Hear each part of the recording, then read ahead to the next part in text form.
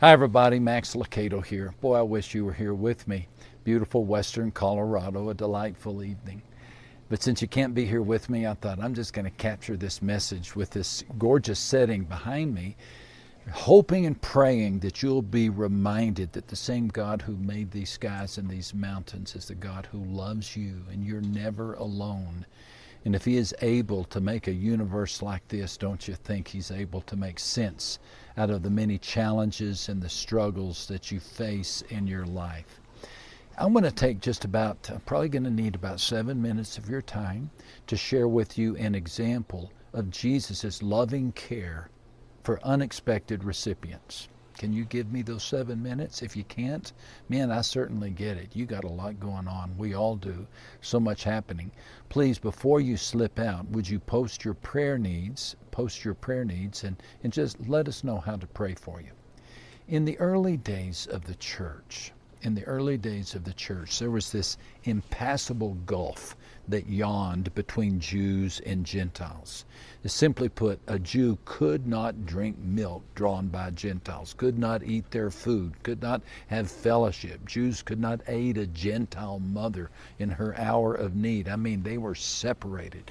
Jewish physicians could not even attend to non-Jewish patients. No Jew would have anything to do with a Gentile. I mean, it was severe. They were considered unclean, unless that Jew, of course, was Jesus. And Jesus was a friend to the outcast. He was a friend to the marginalized. He was a friend to the friendless. He hung out with the unpopular. He hung out with the homeless, with the sick, with the neglected. He hung out with the woman at the well.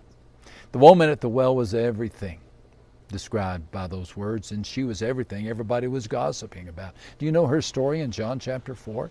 By the time Jesus met her, she was a first century version of a downward spiral. 5 ex-husbands, half a dozen kids, gossipers wagged their tongues every time they saw her. How else can we explain the fact that she showed up midday to get water at the well? Other women filled their buckets in the cool of the morning.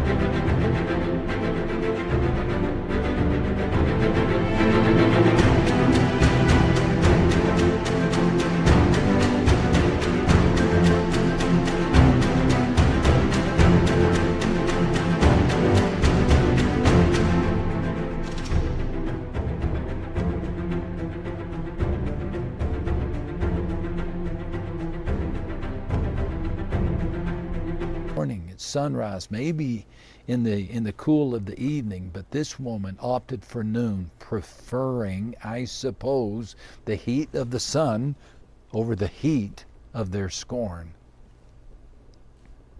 Were it not for the appearance of a stranger, her story would have never found its way into our conversation. It would have been lost in the Samaritan sands. But Jesus entered her life. He entered her life with a promise of endless water and quenched thirst. He wasn't put off by her past. He wasn't put off by her societal position. Just the opposite. He offered to make music out of her life. And you know what? She accepted his offer. We know that because of what happened next. I hope you got to read all of John chapter 4.